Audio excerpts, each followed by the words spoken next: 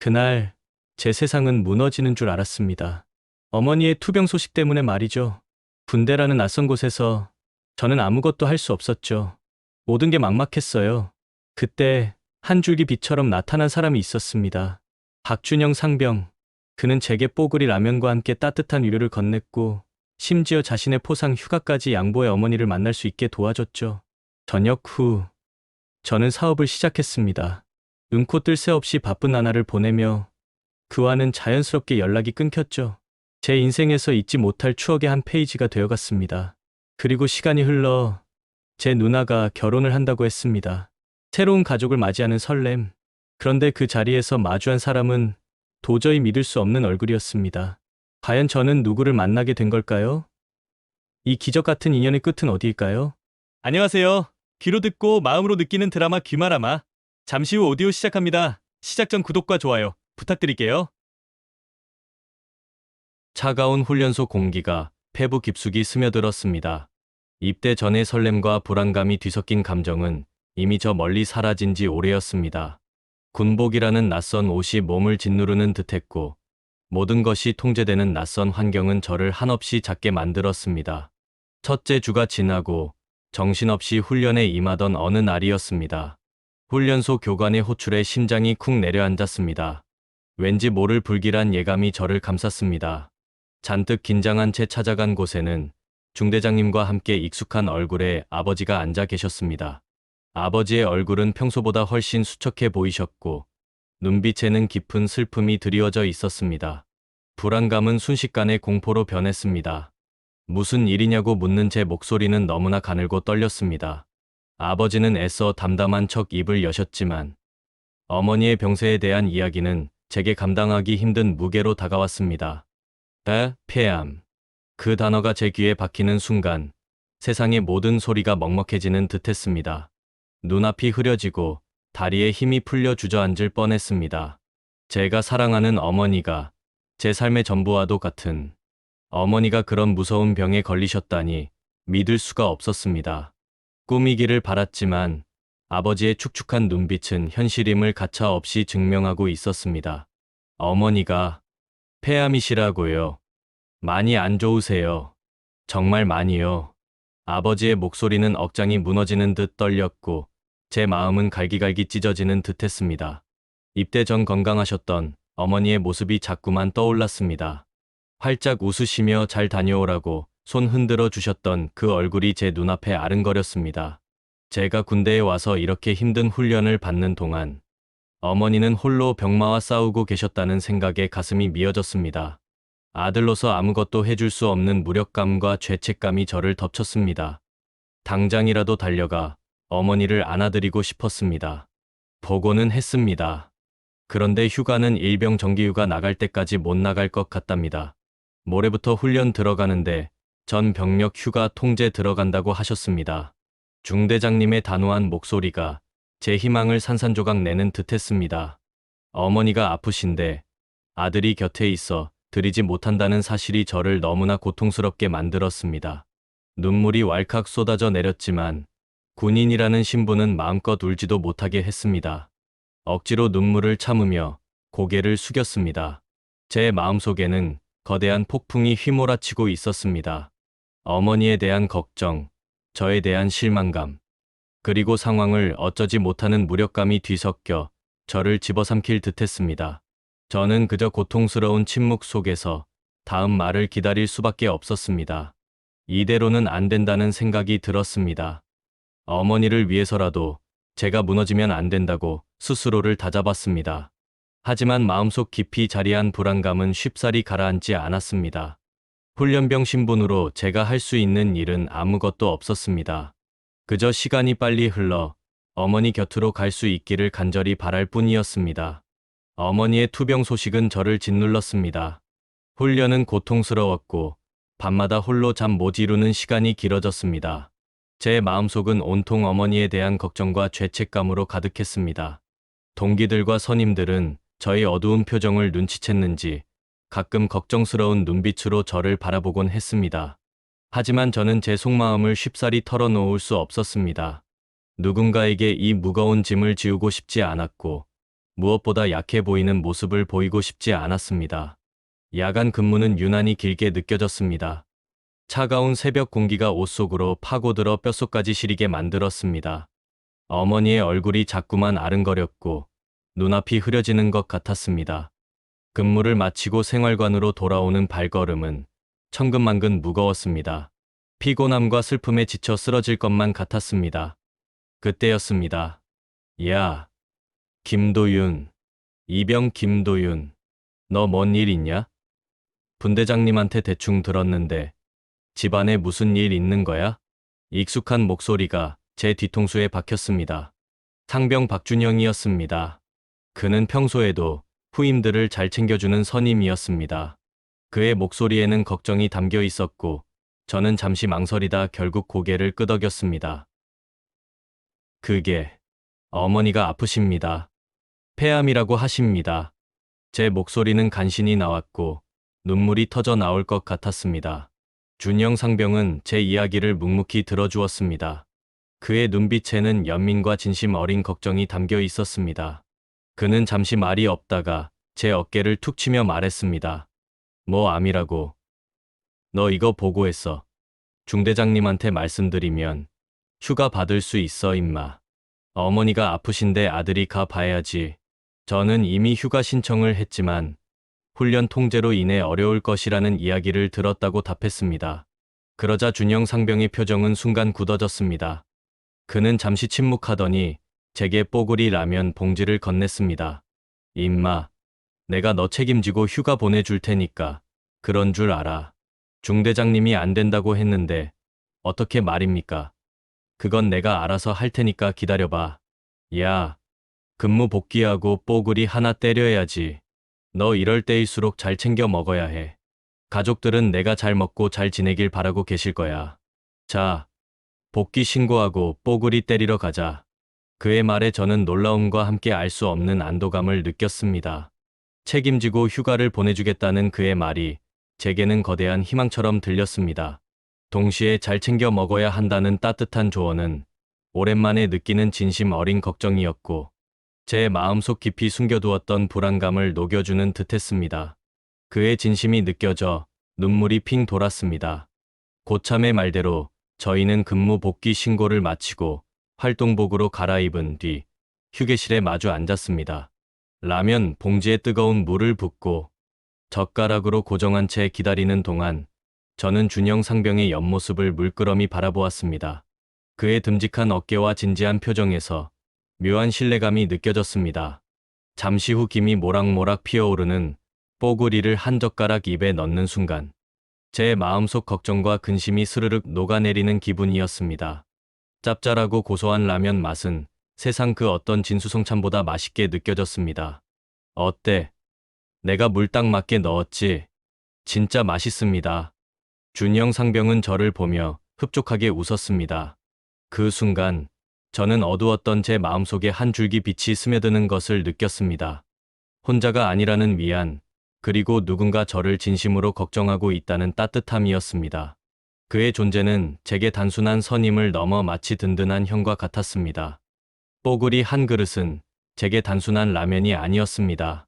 그것은 준영 상병의 따뜻한 마음이 담긴 세상 그 어떤 음식보다 귀한 위로였습니다.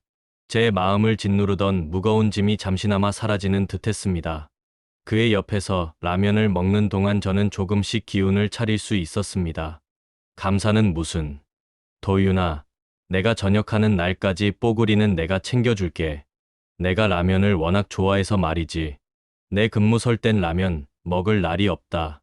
준영 상병은 그렇게 말하며 저를 안심시켰습니다.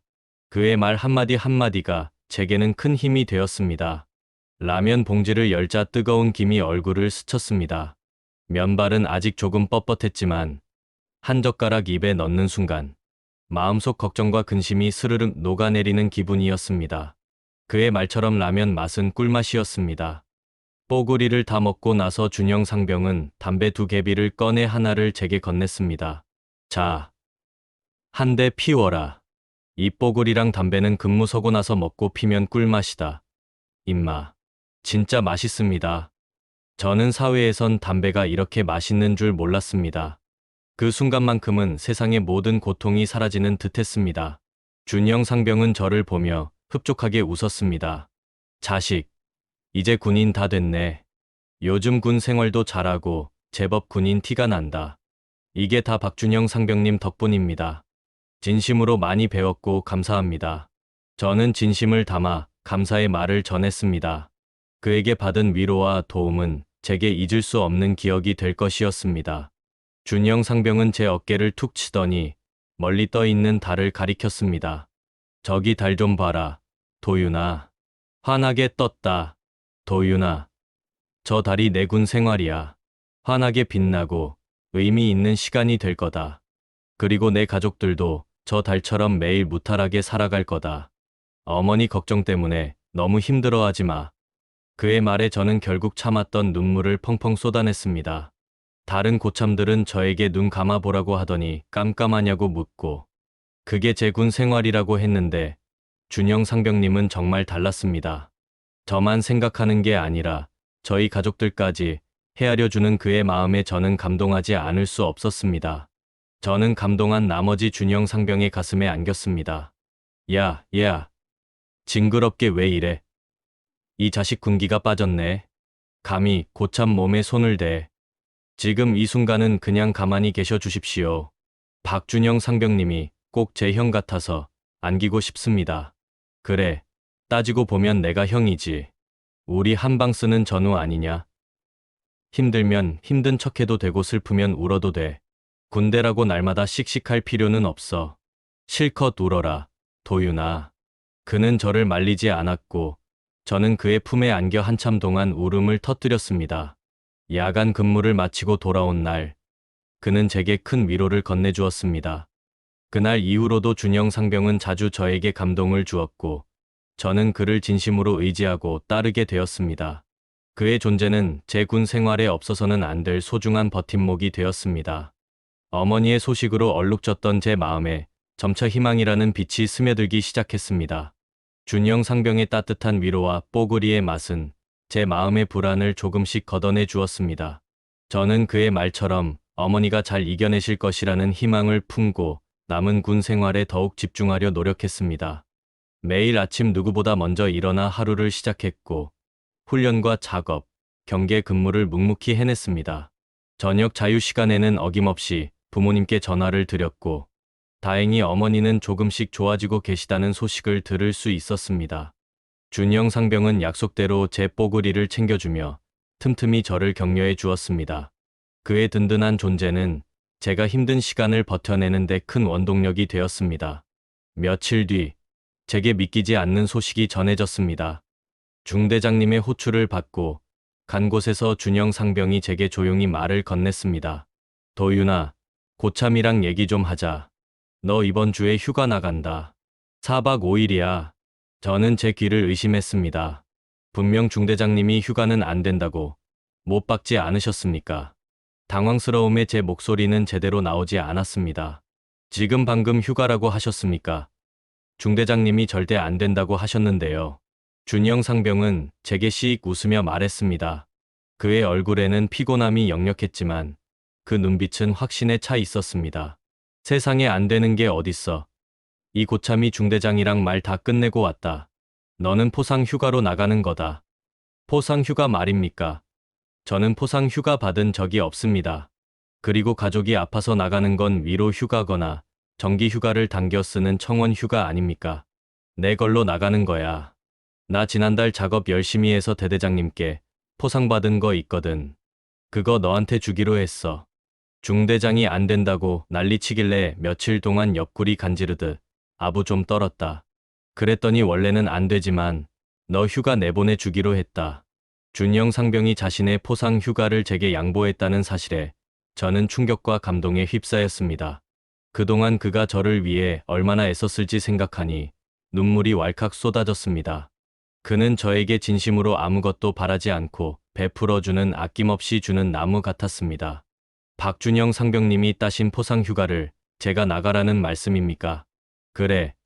나는 곧 병장이고 뭐 말년 휴가나 나가면 되지. 그러니까 너 써라. 가서 어머니 얼굴도 뵙고 꼭 힘내게 해드려. 저는 너무 고맙고 감격스러워서 또다시 준영 상병의 가슴에 안겼습니다. 제 눈에서는 뜨거운 눈물이 쉴 새 없이 흘러내렸습니다. 야, 도윤아. 지금 대낮이야. 보는 눈들이 많다고. 내가 아무리 좋아도 이러면 곤란하지. 이 자식아. 나는 여자 좋아한다고. 저도 여자 좋아합니다. 하지만 저를 후임병 이상으로 아껴주신 박준영 상병님께 제 마음을 꼭 표현하고 싶습니다. 박준영 상병님, 사랑합니다. 준영 상병은 당황하며 주변을 둘러보았지만 저는 그의 품에서 떨어지지 않았습니다. 주변의 다른 고참들도 키득거리며 지나갔지만 누구도 무슨 일이냐고 묻지 않았습니다. 아마도 모두 알고 있었던 것 같습니다. 박준영 상병이 저를 위해 자신의 포상 휴가를 양보했다는 것을 말입니다. 저는 그 순간 진심으로 그의 사랑을 느꼈습니다. 단순한 선임 후임 관계를 넘어 그는 제게 없어서는 안 될 소중한 형제이자 삶의 은인이 되어주고 있었습니다. 그의 희생과 배려에 저는 큰 감동을 받았고 어머니에게 달려갈 수 있다는 희망에 가슴이 벅차올랐습니다. 휴가를 나가는 날 아침, 저는 설렘과 불안감으로 쉽게 잠들 수 없었습니다. 동이 트기도 전에 이불을 개고 평소처럼 고참들의 이불도 개려고 하는데 준영 상병님이 제게 다가와 조용히 말을 건넸습니다. 도윤아, 이불은 건네두어. 휴게실 가서 내 옷이랑 전투화부터 챙겨와서 갈아입어라. 제 전투복 말씀이십니까? 예, 알겠습니다. 그의 말대로 휴게실에 가보니 멋지게 칼주름이 잡힌 전투복과 거울처럼 반짝이는 전투화가 제 눈앞에 놓여 있었습니다. 저는 깜짝 놀랐습니다. 준영 상병님은 저에게 휴가만 준 것이 아니라 제 옷과 신발까지 깨끗하고 빳빳하게 정성껏 준비해 주셨던 것입니다. 그의 세심한 배려에 또 한 번 울컥했습니다. 내무실로 돌아가 환복을 하고 거울을 보았을 때 그날따라 제가 유난히 반짝이는 사람처럼 느껴졌습니다. 훈련병 시절에 어둡고 초라했던 제 모습은 온데간데 없고 깔끔하고 단정한 군인의 모습이 보였습니다. 도윤아, 멋지네. 이왕 나가는 거 깔끔하고 멋지게 나가야지 않겠냐? 아무리 어머니가 아프셔도 내가 잘 지낸다는 걸 보여드려야 더 마음을 놓으실 거야. 박준영 상병님, 하지 마라. 너 또 울면서 나 껴안으려고 하면 가만 안 둔다. 참겠습니다. 대신 휴가 가서 어머니 잘 보살펴드리고 건강하게 복귀하겠습니다. 그래, 그게 내가 해야 할 일이야. 저는 열애하고 아침 식사부터 챙겨라. 내가 당직사령이랑 취사병한테 다 얘기해 놓았으니까 오늘 아침은 너 혼자 움직여. 예, 알겠습니다. 그럼 얼른 아침 먹고 휴가 준비 마치겠습니다. 그렇게 저는 준영 상병 덕분에 휴가도 얻게 되었고 말끔하게 차려입은 모습으로 당당하게 부대를 나설 수 있었습니다. 버스를 타고 4시간을 달려 도착한 곳은 어머니가 입원해 계신 병원이었습니다. 아버지는 일터에 나가셨고 누나는 대학교에 간 탓에 어머니는 병실에 홀로 계셨습니다. 병실 문을 열고 들어서는 순간 침대에 앉아 계신 어머니의 모습이 제 눈에 들어왔습니다. 살이 빠질 것이라고는 들었지만 실제로 본 모습은 상상보다 훨씬 더 말라 있었고 예전의 예쁜 얼굴 대신 뼈마디마저 앙상하게 드러나 있었습니다. 충격과 함께 밀려오는 슬픔에 제 심장은 쿵 하고 내려앉았습니다. 엄마, 엄마, 도윤아, 어떻게 된 거야? 너 휴가 못 나온다고 전화했었잖아. 어머니, 머리카락이, 이거 항암 치료받으면 원래 이렇게 다 빠지는 거야? 엄마 얼굴 보고 놀랐구나. 못생겼지? 아니요. 예뻐요. 엄청 예뻐요. 엄마. 어머니의 모습이 낯설고도 아련해서 저는 말을 잇지 못하고 어머니를 꼭 끌어안았습니다. 그리고 참고 있던 눈물이 터지고 말았습니다. 아들로서 어머니를 지켜드리지 못했다는 죄책감과 불효에 대한 미안함이 밀려왔습니다. 어머니, 미안해요. 아들이 효도도 못하고 이렇게 아픈 걸 막지 못해서 죄송해요. 우리 아들이 많이 컸네. 군대 가더니 늠름해졌어. 그런데 도윤아, 그만 울어. 엄마 괜찮대. 항암 치료를 몇 번 더 받고 나서 수술하면 낫는다고 했어. 에? 꼭 꼭 낳아야 해요. 아버지도 누나도 저도 엄마가 낫기만을 기다리니까 절대로 계속 아프시면 안 돼요. 어머니의 품에 안겨 한참을 울고 나니 마음이 조금은 가벼워지는 듯했습니다. 휴가 첫날, 저는 어머니의 병실을 한시도 떠나지 않았습니다. 하루 종일 곁을 지키며 말도 걸고, 손도 잡고, 마음속 이야기도 많이 나눴습니다. 어머니의 힘든 투병 속에서도 저를 보며 환하게 웃어주시는 모습에 저는 깊은 안도감을 느꼈습니다. 준영 상병님의 말처럼 제가 잘 지내는 모습을 보여드리는 것이 어머니를 안심시키는 가장 좋은 방법이라는 것을 깨달았습니다. 해가 저물 무렵 병실 문이 열리고 누나와 아버지가 들어오셨습니다. 카센터에서 일하시는 아버지의 손등에는 여전히 기름때가 짙게 배어 있었고 아무리 씻어도 좀처럼 지워지지 않는 그 흔적이 마치 오래된 고생과 책임감처럼 느껴졌습니다. 아버지, 저 나왔어요. 이 녀석아, 나오면 나온다고 말을 하지. 그게 깜짝 놀라게 해드리고 싶어서요. 이렇게 몰래 나오니까 2배는 더 좋으시지 않아요? 저는 장난스럽게 말했습니다. 아버지의 얼굴에 피곤함 대신 반가움이 스치는 것을 보며 마음이 따뜻해졌습니다. 누나도 저를 보고 활짝 웃었습니다. 어이, 누나, 많이 예뻐졌는데 대학 생활 재밌나 봐. 병원 복도에 엄마 웃음소리까지 들리더니 다 도윤이 너 때문이었구나. 아, 서운하다. 딸내미가 날마다 와도 한 번은 웃지 않던 엄마가 휴가 나온 아들한테는 아낌없이 웃음을 남발하시네. 누나의 투정 섞인 말에 모두가 웃음을 터뜨렸습니다. 오랜만에 온 가족이 함께 모여 웃고 이야기하는 이 순간이 제게는 더없이 소중했습니다. 어머니의 얼굴에도 웃음꽃이 피어나는 것을 보며 제 마음은 더욱 편안해졌습니다. 오랜만에 봐서 그런 거지. 그리고 엄마는 나보다 누나를 더 좋아해. 됐거든. 그나저나 넌 갑자기 휴가를 어떻게 받은 거야? 아주 좋은 분이 선물로 주셨어. 좋은 분. 그게 누군데?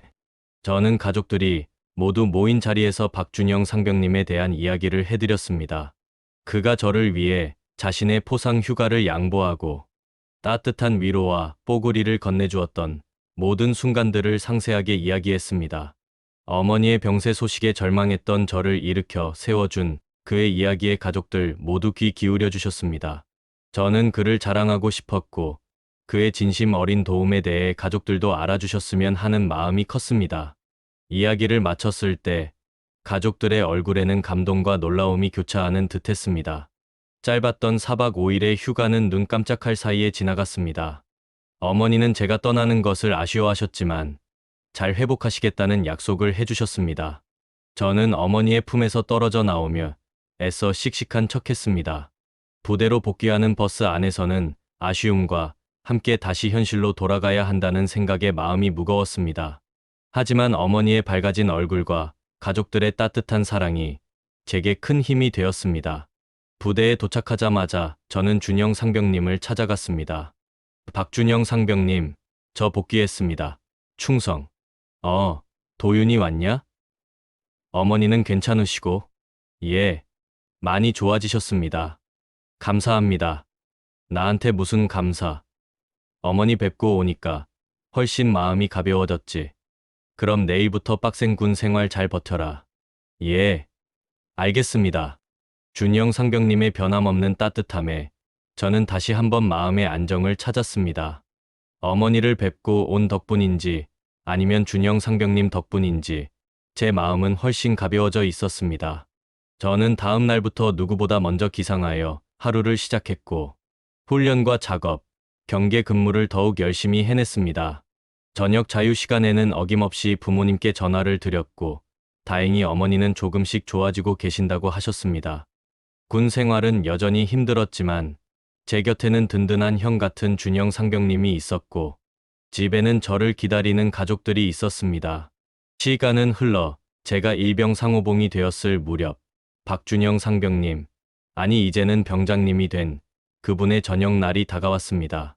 제게는 군대에서 하늘 같고 친구 같고 형 같은 존재라서 그를 떠나보내는 것이 너무나 아쉽고 섭섭했습니다. 그는 제가 힘들 때마다 손을 내밀어 주었고 진심으로 저를 아껴주었습니다. 그의 존재는 제 군 생활의 전부나 다름없었습니다. 박준영 병장님, 안 가시면 안 됩니까? 그냥 장기 복무하시면 안 됩니까? 야, 도윤아, 너 말이 심하다. 고참이 여기에 말뚝 박으라는 거냐? 그만큼 보내드리고 싶지 않습니다. 저는 눈물을 글썽이며 그의 옷자락을 붙잡았습니다. 그는 그런 저를 보며 피식 웃더니 제 머리를 쓰다듬었습니다. 자식, 정은 엄청 많아가지고 너는 내 고참들 전역할 때마다 이런 식으로 질질 짤 거냐? 내 밑에 후임들이 너 만만하게 보면 어쩌려고 그래? 가지 마십시오. 이번엔 정말로 그를 세게 끌어안았고 좀처럼 놓아주지 않았습니다. 그러자 박준영 병장님이 슬쩍 주머니에서 무언가를 꺼내 제게 건네주셨습니다. 야, 야, 이거 놔라. 나 좀 놔주고 이거 받아. 저는 손등으로 눈물을 훔치며 그가 건넨 봉투를 받아들었습니다. 봉투가 터질 듯 두툼했습니다. 이게 무엇인가 싶어 조심스럽게 봉투를 열어보니 그 안에는 5만 원짜리 지폐가 가득 들어 있었습니다. 저는 깜짝 놀랐습니다. 어머니 수술하신다며. 통화하는 거 들었다. 이거 얼마 안 되지만 월급이랑 휴가 나가서 알바했던 것까지 다 모은 거야. 수술비에 보태. 박준영 병장님. 사실 그 시기에 어머니는 이미 수술 날짜를 받아두신 상태였고 수술비 문제로 아버지와 누나의 걱정이 이만저만이 아니었습니다. 그런 저희 사정을 어떻게 알았는지 박준영 병장님은 자신이 모아온 군인 월급과 휴가 중에 아르바이트에서 번 돈까지 모아 제게 건넸던 것입니다. 그는 제게 다시 한번 아낌없이 주는 나무가 되어 주었습니다. 대체 박준영 병장님은 정체가 뭡니까? 이 자식이 고맙다는 말은커녕 정체를 묻네. 나 내 형이다. 자식아. 어머니 꼭 완치되시길 기도할게. 그러니까 남은 군 생활 씩씩하게 잘해라. 저는 아무것도 드린 게 없는데, 박준영 병장님께 드린 게 정말 아무것도 없는데, 정말 진심으로 온 마음을 다해 감사드립니다. 그래. 나중에 휴가 나오면 꼭 연락해라. 소주 한 잔 하자고. 이제 뭐 하고 사실 겁니까? 내가 학벌은 고졸이고 부모님도 내가 일병 때 사고로 돌아가셨으니 혼자 알아서 살아야 해. 노가다도 뛰고 자격증도 따고 뭐 그냥 흘러가는 대로 살아야지. 도윤아, 고참 간다. 아니, 형님 갈게. 부대원들이 도열하여 격려하는 소리가 울려 퍼졌습니다. 충성.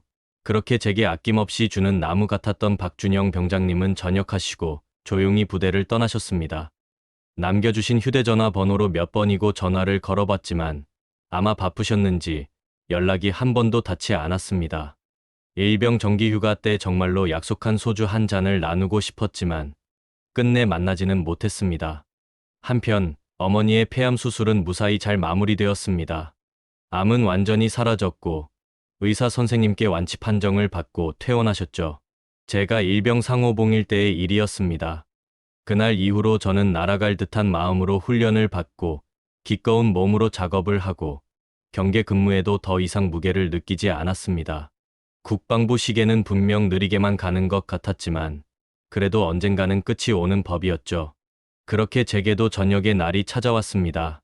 후임들의 박수와 격려를 받으며 설레는 마음으로 집으로 향했습니다.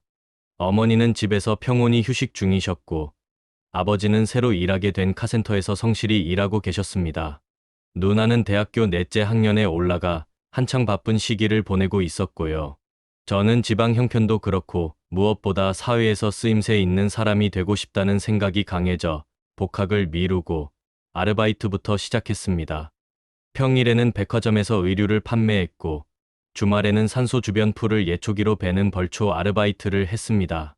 군대를 다녀와서 그런지 사회에서의 일상은 하나도 힘들지 않았습니다.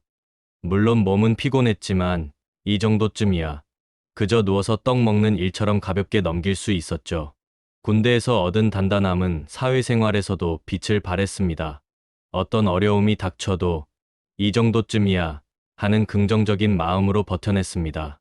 하지만 때로는 문득 저를 이렇게 용감하고 단단하고 어른답게 만들어 준 그 감사한 한 사람이 너무도 그립고 보고 싶어졌습니다. 군대에 있을 때도 연락이 닿지 않았던 박준영 병장님. 다시 한번 전화를 걸어봤지만 연락은 한 번도 되지 않았고 박준영 병장님은 추억 속의 인물이 되었습니다. 잊으려고 해도 잊히지 않는 얼굴, 가슴 한편에 묻어둔 채 살아가는 인물이 되신 거죠. 1년 정도는 아르바이트만 하며 지냈고 그동안 모은 돈으로 대학 등록금을 마련했습니다. 대학 생활을 시작하고 나서도 다음 학기 등록금을 벌기 위해 계속 아르바이트를 병행하며 공부했습니다. 제가 머리가 아주 뛰어나다면 장학금을 기대하며 공부에만 매달릴 수도 있었겠지만 아무리 노력해도 그 정도까지는 도달할 수 없다는 걸 일찌감치 알게 되었습니다. 그렇게 시간을 쌓아 저는 27살에 대학을 졸업했고 중견기업에 취직하게 되었습니다. 말은 중견기업이었지만 실제 연봉은 중소기업과 크게 다르지 않았습니다. 회사에서 내세운 가장 큰 복지는 자녀의 대학 등록금 지원이었는데 27살에 여자친구도 없는 저에게는 당장 쓸 일 없는 복지였죠. 그래도 회사 일은 그럭저럭 할 만했습니다. 어려운 일은 선배들이 잘 알려주었고 힘든 일은 입사 동기들과 함께 해결했기 때문에 크게 힘든 문턱 없이 일상을 이어갈 수 있었습니다. 30살 초반까지 한 회사에서 일을 했는데 회의감이 들었습니다. 뭔가 다른 일을 해보고 싶었고 더 많은 돈을 벌고 싶은 욕심이 끝없이 생겨 회사를 그만두기로 결심했습니다. 깊이 고민했고 마지막 일탈이라는 생각으로 단단히 각오를 다졌습니다. 그동안 모은 돈으로 아주 작은 사무실을 임대하고 스타트업을 시작했습니다. 저 혼자가 아닌 대학 동기 한 명과 함께 말이죠. 시작과 동시에 사업이라는 건 아무나 할 수 있는 게 아니라는 걸 뼈저리게 느꼈지만 저는 이 힘든 문턱을 반드시 넘기리라 다짐했고 이를 악물고 매달렸습니다. 거래처를 따내기 위해 발품을 팔았고 사무실에서 동기와 함께 머리를 쥐어짜며 하루 종일 일에만 몰두했습니다. 1년쯤 지나자 아주 성공적이진 않아도 회사 다닐 때보다 수입은 더 많아졌습니다. 물론 제가 책임자이자 직접 영업도 해야 하는 처지라 스트레스는 몇 배나 더 심해졌죠. 어느 날 옥상에 올라가 담배를 피우는데 같이 일하는 동기가 저에게 말했습니다. 야, 임마, 넌 얼굴이 왜 그러냐? 말하고 있네. 너야말로 엄청 부석부석하다. 그런가? 에이, 우리 둘 다 똑같네. 야, 이 담배 맛이 왜 이리 쓰냐? 그러게. 옛날에 군대에 있을 때는 담배 맛이 꿀맛이었는데 이등병 때 야간 근무 서고 돌아와서 뽀글이 먹고 피우던 담배 맛이 생각난다. 우리 사업이 더 잘 풀리면 담배 맛도 좋아지겠지. 그만 내려가서 일하자. 그래, 먹고 살기 힘든 세상 파이팅 하자고. 그렇게 말하고 담배를 껐습니다. 그리고는 다시 악착같이 일에 매달렸죠. 쏟아부을 수 있는 모든 열정을 다 쏟아부었습니다. 박준영 병장님과의 추억은 여전히 제 가슴 한편에 소중히 자리 잡고 있었습니다. 그는 저에게 단순한 고참이 아니라 힘든 순간을 함께 이겨내고 삶의 방향을 제시해준 소중한 존재였으니까요. 사회생활은 녹록지 않았습니다. 사업은 잘 풀리는 듯했지만 여전히 불안정한 미래와 끊이지 않는 스트레스는 저를 지치게 만들었습니다. 하지만 저는 포기하지 않았습니다. 군대에서 배운 인내와 끈기, 그리고 박준영 병장님에게서 받은 따뜻한 위로는 제가 역경을 헤쳐나가는 힘이 되어 주었습니다. 한편 제가 따로 나와 살다 보니 가족들과는 한 달에 한 번 볼까 말까 했고 그나마도 주로 전화 통화로 안부를 전했습니다. 엄마, 저예요. 아픈 데는 없고요? 잘 지내시죠? 그래, 엄마는 너무 건강해서 문제야. 멀쩡한 사람 데리고 병원도 못 가겠다니까. 다행이네요. 아버지는요? 내 아버지는 아직도 카센터 붙들고 있어. 일 욕심이 많아서 손을 못 대시겠대. 내가 돈 버니까 이제 좀 쉬셔도 되는데 제가 용돈 더 올려드린다고 말씀을 그렇게 드렸는데 쉬라고 몇 번을 말씀드려도 고집이 참 대단하시네요. 내가 버는 돈이 그게 우리 돈이냐? 그리고 내가 준 돈은 나중에 고스란히 돌려줄 거야. 너 장가 갈 때 말이야. 엄마도 참, 여친도 없는데 무슨 장가예요? 그리고 사업이 자리 잡으려면 아직 멀었어요. 최소 5년은 더 걸려요. 그러면 앞으로 5년 뒤에 여자를 만나겠다는 거냐? 도윤아, 그건 너무 늦어. 인생이 일만 있다고 되는 게 아니다. 그냥 적당히 일하고 적당히 괜찮은 여자 만나 봐. 아, 그리고 너 누나는 남자친구랑 슬슬 결혼 얘기 나온다더라. 누나가요? 그때 말한 부잣집 아들? 부잣집 아들이 아니라 의사 선생님이야. 야, 우리 누나 대단하네. 그 더러운 성격으로 어떻게 그런 사람을 꼬셨대? 지금 뭐라고 했냐? 내 성격이 어떻다고? 내는 나 닮았거든. 말 조심해라. 네네. 알았어요. 농담이죠. 아무튼 누나라도 결혼한다니 다행이네요. 남매 둘 다 솔로였으면 엄마 아버지 속이 많이 상하셨을 텐데. 그래서 하는 말인데, 대윤아, 이번 주말에 집에 좀 와라. 내가 정식으로 남자친구 소개해 주겠대.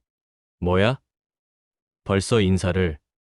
그럼 양가 상견례까지 바로 가는 분위기인가 보네요. 뭐 나쁜 것도 아니잖아. 아무튼 내 매형될 사람 주말에 온다니까 무조건 와. 알았어요. 의사 매형 궁금해서라도 갈게요. 어떤 분인지는 몰라도 아마 엄청 순하고 착한 분일 거예요. 그러니까 누나랑 결혼하겠죠. 저는 장난기 가득한 목소리로 통화를 마치고 전화를 끊었습니다. 누나와는 사이가 좋았고 성격도 털털해서 이런 장난쯤은 가볍게 넘기곤 했죠. 그리고 사흘 뒤 주말에 하루 업무를 비우고 본가로 향했습니다. 오랜만에 뵌 부모님은 여전히 건강해 보이셔서 안도감이 들었습니다. 우리 아버지, 엄마 얼굴에 살이 많이 오르셨어요. 아버지, 그런데 카센터는 언제까지 다니실 건데요? 야, 임마. 내 배 아직 생생하거든. 건강 말고 가진 게 뭐가 있어. 팔씨름 한 판 할래? 아이고, 됐어요. 아버지, 지난번에 손목 나가는 줄 알았다고요. 동네 사람들이 다 아버지 힘센 거 아니까 그만 좀 자랑하세요. 부모님과 인사를 마친 뒤 저는 고개를 돌려 누나를 바라보았습니다. 오, 김소영. 의사 사모님 되실 분이라고 아주 그냥 포스가 달라졌는데. 까분다. 아니, 근데 진짜 궁금해서 그래. 누나 의사 선생님을 대체 어떻게 꼬신 거야?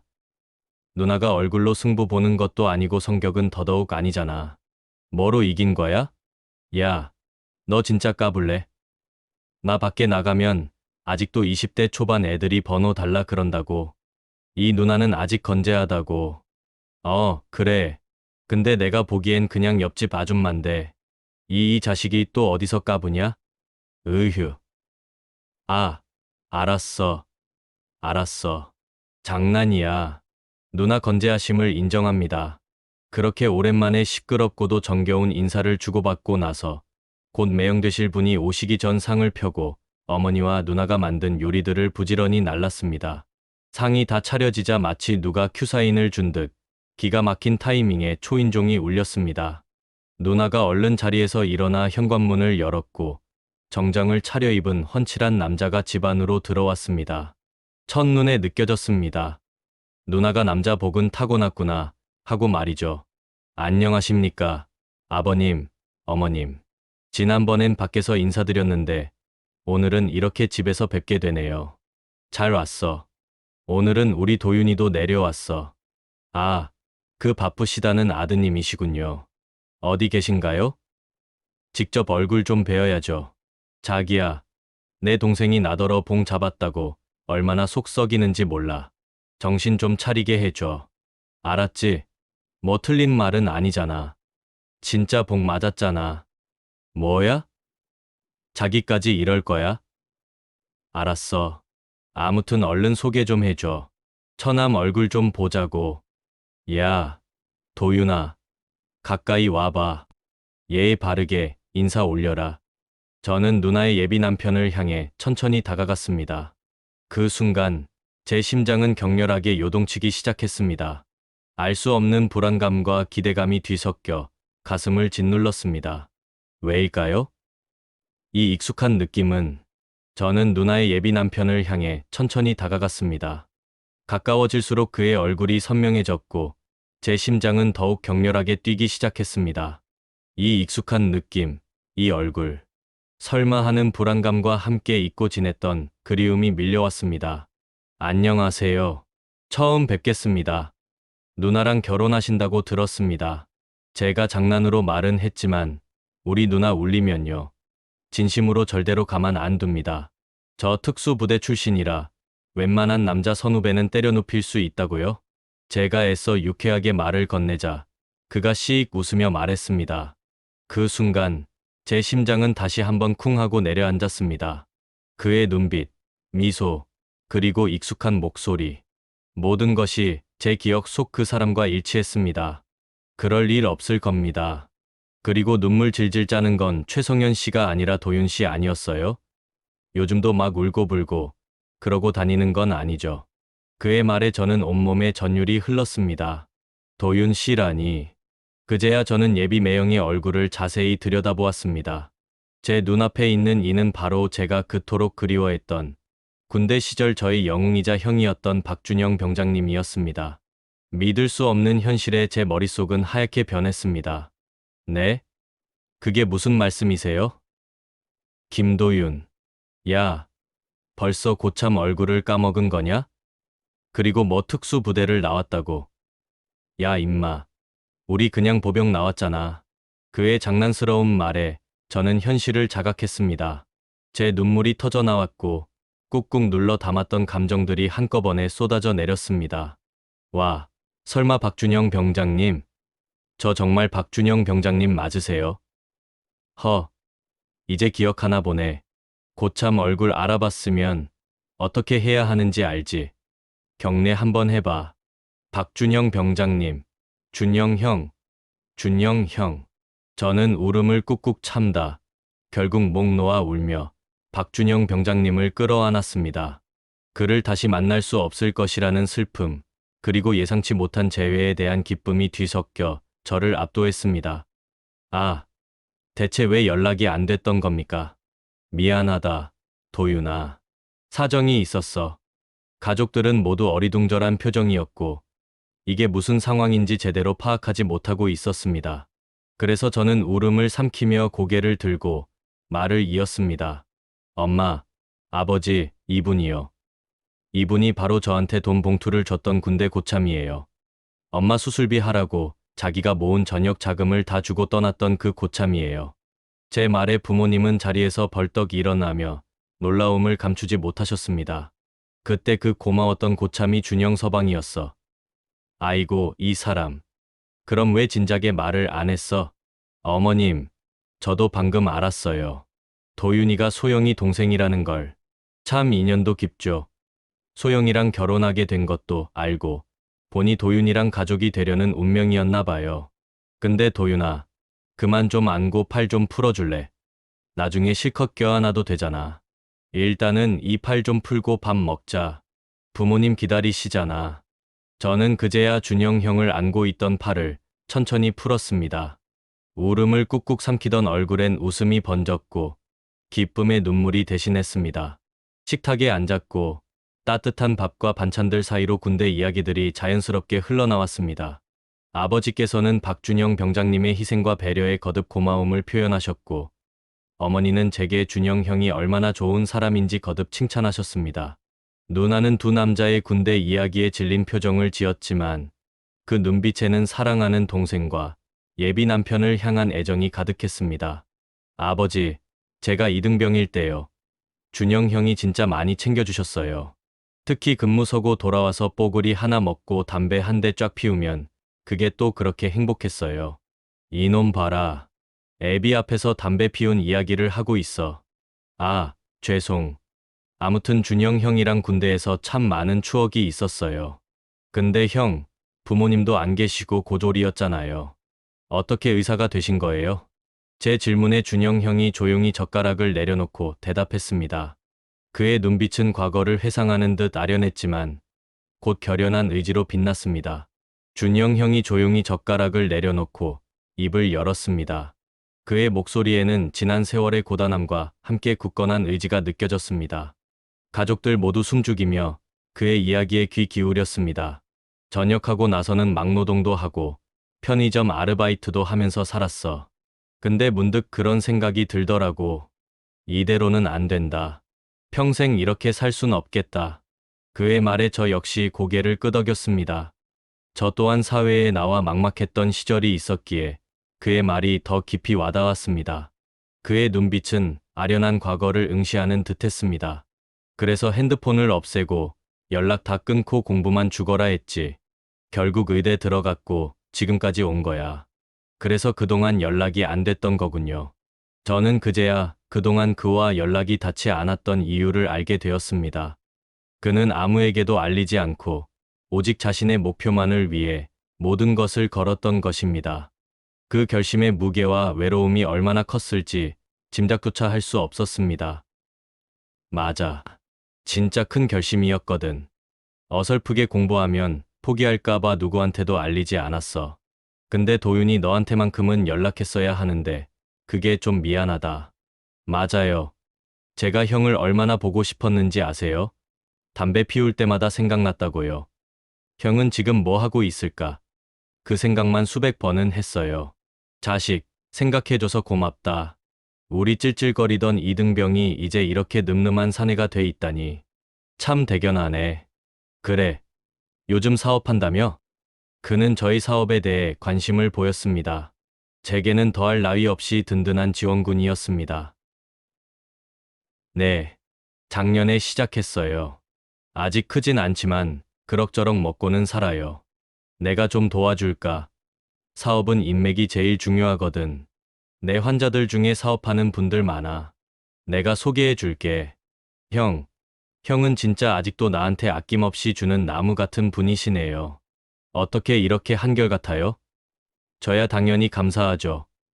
팍팍 소개해 주세요. 그래, 내가 할 수 있는 한 힘 닿는 데까지 도와줄게.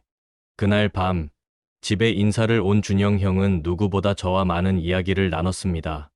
부모님은 오랜만에 들뜬 저희 수다를 흐뭇한 눈으로 지켜보셨고, 누나는 군대 이야기가 또 시작되었다며 귀를 후비며 투덜거렸습니다. 하지만 저는 그런 누나의 반응조차 즐거웠습니다. 둘이 아주 주기척 맞네. 근데 진짜 신기하다.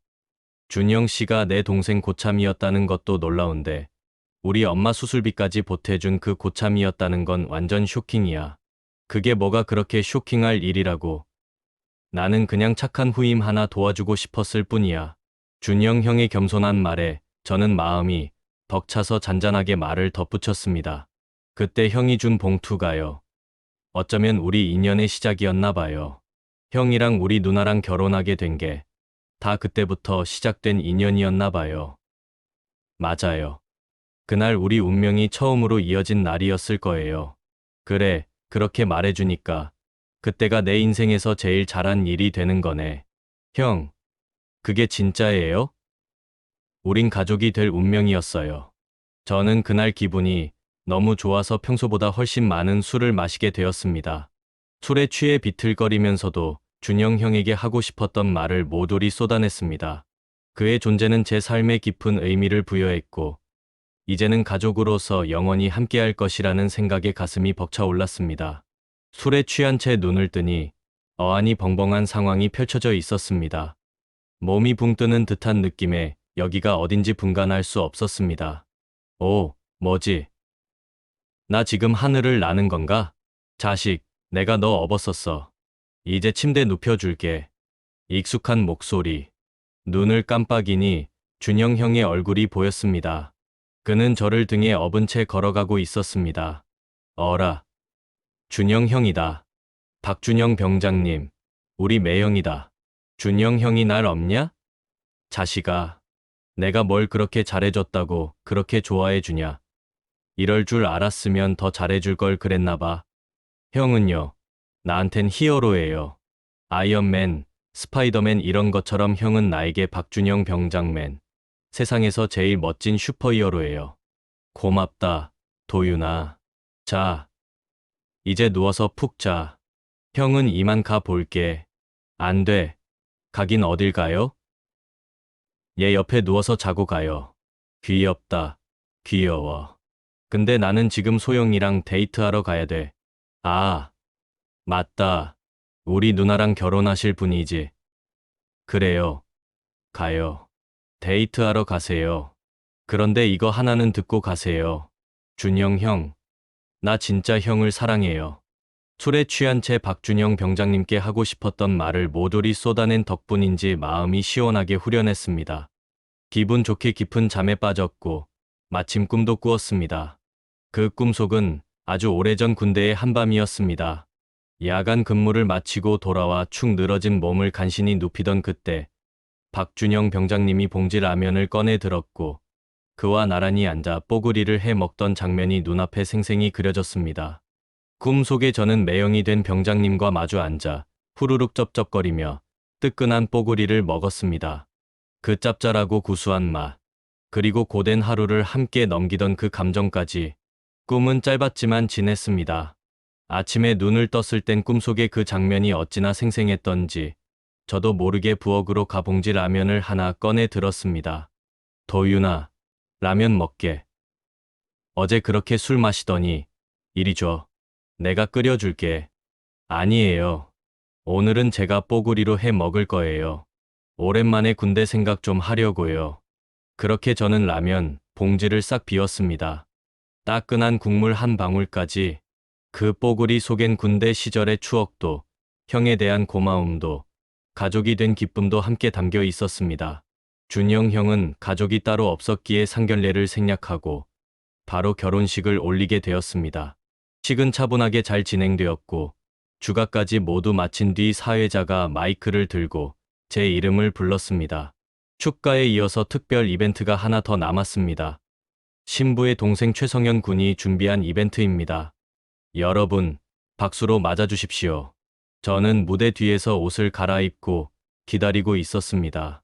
그리고 저와 함께 박준영 병장님과 군 생활을 했던 고참들과 함께 군복을 차려입고 입장했습니다.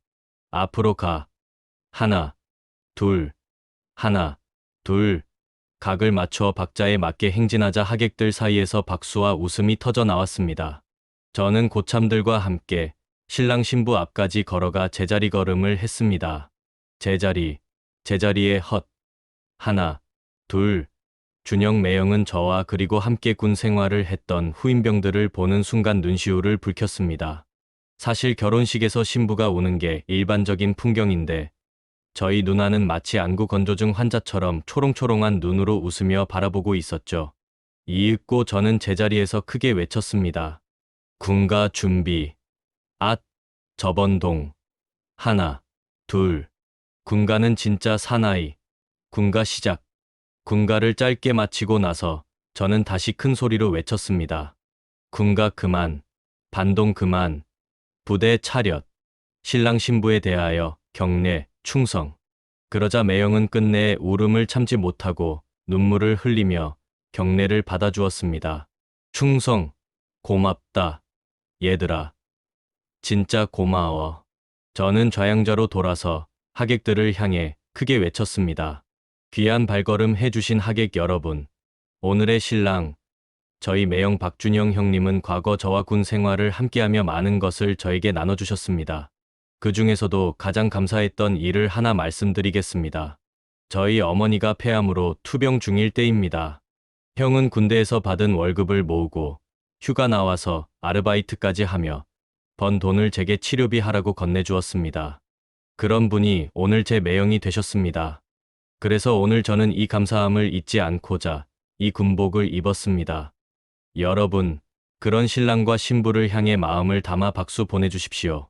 제 진심을 담은 목소리가 하객들의 마음에 닿자 식장 전체가 따뜻한 기운으로 물들었습니다. 하객들은 자리에서 일어나 기립박수를 보냈고 그 순간 매형은 더욱 크게 목 놓아 울었습니다. 그날은 제가 매형 박준영 병장님의 눈물을 처음 본 날이었습니다. 고맙다, 도윤아. 정말 고맙다. 내가 진짜 내 동생이구나.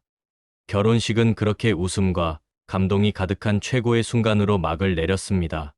누나와 매형은 해외로 신혼여행을 다녀왔고 신혼집에서 아주 예쁘고 단란하게 잘 지냈습니다. 얼마 지나지 않아 매형이 소개해준 사업가 덕분에 제게 큰 일거리가 들어왔고 그 덕에 매출도 꽤 늘릴 수 있었답니다. 매형, 정말 고마워요.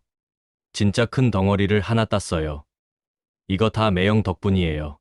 우리 가족인데 그 정도야 아무것도 아니지. 일도 잘 됐다니까. 오늘 우리 맛있는 거 먹자. 내가 한턱 쏠게. 아니요. 제가 써야죠. 에이, 벌써 준비 다 해놨어. 너랑 먹으려고 아껴뒀지. 짜잔. 그러더니 매형은 진료실 구석 바닥에서 뽀글이 2개를 꺼내 들었습니다. 이게 바로 진짜 꿀맛이지. 뽀글이를 쏘시는 거였어요. 이건 진짜 생각도 못했네요. 좋아요. 오랜만에 형이랑 마주 앉아서 뽀글이 한 판 때려봅시다. 야, 야, 내가 뽀글이 먹기 전에 뭐부터 하랬지? 입구 쪽을 한번 접으라고 했었죠. 그래야 국물 흘러내리지 않게 마실 수 있다고 하셨잖아요. 아직도 안 잊었네? 좋아. 그럼 뽀글이 한 그릇 때려보자. 그렇게 저희는 가끔씩 시간이 날 때마다 만나서 뽀글이를 함께 먹곤 했습니다. 뽀글이 하나의 군대 시절 추억부터 지금까지의 고마움까지 온갖 좋은 감정이 담겨 있었죠. 그런데 이 사실을 알게 된 누나는 난리가 났답니다. 라면이 건강에 좋을 리 없고 게다가 비닐에 뜨거운 물 붓는 건 더 나쁘다며 매번 볼멘 소리를 쏟아냈죠. 그래서 지금은 아주 가끔씩 몰래 만나서 뽀글이를 나눠 먹고 있답니다. 진짜 꿀맛은 절대 안 변하니까요. 제 나이가 30 중반이 되자 드디어 인연이 된 여자친구와 결혼하게 되었습니다. 평범한 연애였지만 서로를 향한 신뢰와 존중이 깊었고 결혼을 결심하는 데는 오랜 시간이 걸리지 않았습니다. 저는 결혼을 앞두고 신혼집을 고를 때 일부러 누나와 매형이 살고 있는 집과 가까운 동네로 이사를 왔습니다. 누나와 티격태격 다투는 재미도 자주 느끼고 싶었고 무엇보다 매형과 수시로 만나고 싶었거든요. 가족이라는 이름 아래 전우와 다시 마주 앉아 뽀글이를 먹던 시간처럼 매형과 이어질 소소한 일상들을 오래도록 누리고 싶었습니다. 결혼 후 저희 부부는 누나 부부와 함께 종종 식사를 하며 시간을 보냈습니다. 부부 동반으로 맛집을 찾아다니기도 하고 가끔은 집에 모여 고기를 구워 먹으며 도란도란 이야기꽃을 피웠죠. 하지만 저와 매형이 모이기만 하면 늘 같은 주제로 흘러가곤 했습니다. 그것은 바로 군대 이야기였습니다. 이야기가 시작되면 저희는 자연스럽게 시간과 공간을 뛰어넘어 훈련소의 모래바람 속으로 철모를 눌러쓰고 땀을 뻘뻘 흘리던 그 시절로 돌아가 있었습니다. 문제는 그 이야기를 옆에서 들어야 하는 누나와 제 아내가 단단히 질려버렸다는 것이죠. 두 사람 다 군대 얘기 금지. 그런데 화는 둘이서만 만났을 때 하라고. 우리 앞에서 지겨운 군대 이야기 그만 좀 해. 지금 몇 번째야? 맨날 유격이 어쩌고 혹한기 훈련이 저쩌고 귀에 딱지 앉았다고. 누나, 지금 막 유격 훈련 이야기하려던 참이었거든. 누나, 유격의 꽃이 뭔지 알아? 내가 그걸 왜 알아야 되는데. 그러니까 들어보라고. 군대를 안 갔다 왔으면 간접적으로라도 느껴봐야지. 유격의 꽃은 바로 행군이야. 그것도 그냥 걷는 행군이 아니라 30kg 가까이 되는 군장을 등에 메고 아무도 안 다니는 산길을 수십 킬로미터 걸어야 하는 그런 행군 말이야. 산 위로 오르고 진을 밟고 땀범벅 돼서 헉헉대다가 부대 복귀했을 땐 발바닥에 물집이 터지고 진짜 죽을 맛이라고. 근데 그렇게 고생 끝에 하는 게 뭔지 알아? 보나마나 뽀글이를 먹겠지. 딩동댕 정답. 이야. 누나가 이젠 군대의 본질을 제대로 파악하셨네. 뽀글이. 그게 진짜 힐링이었단 말이야. 지겹다. 지겨워. 그만 좀 해. 적당히 좀 하지. 여보, 도윤이가 또 이러는데 자기라도 말 좀 해줘야 하는 거 아니야? 왜? 나도 재밌는데. 군대가 얼마나 즐거운 곳인데. 그 시절은 고되지만 지금 생각하면 다 추억이지. 자기야, 나중에 군대 체험 프로그램 같은데 한번 가보자. 그러면 우리가 왜 이걸 이토록 얘기하는지 100분의 1은 알 수 있을걸? 됐거든요. 난 벌써 귀에 딱지가 앉았다고. 진심이야. 나중에 군대용으로 악몽 꿀 것 같아. 알았어. 처남. 우리 이제 그만하자. 이제 군대 이야기 접고 고기나 집중해서 먹자. 한우 앞이니까 군대도 잠시 후퇴. 오케이. 군대 이야기는 후퇴. 자, 맥주잔 들어요. 우리 부부들을 위해서. 건배. 그렇게 저와 매형은 지금도 전우이자 친구이고 가족이라는 울타리 안에서 서로를 든든하게 지지해주는 형제처럼 지내고 있습니다. 매형이 사업적으로도 많은 도움을 주셔서 회사의 규모가 조금씩 커졌고 이제는 직원도 생기고 사무실도 넓어졌습니다. 저희 군대 시절, 그리고 그 안에서 맺어진 특별한 인연. 그 인연이 가족이 되어 삶의 중심이 되어지고 있다는 것까지. 정말 감동적이지 않습니까? 이 이야기를 읽고 계신 여러분도 마음속 어딘가에 고이 잠들어 있는 누군가의 얼굴을 한 번쯤 떠올리셨으면 좋겠습니다. 오디오 재미있게 들으셨나요? 군대에 다녀온 분들이라면 뽀글이에 대한 추억이 있으실 텐데요. 저도 먹어봤지만 그곳에서 먹으면 어찌나 맛이 나던지. 다음에도 감동 있는 사연으로 찾아뵐게요. 구독과 좋아요는 제가 영상을 만드는데 힘이 됩니다.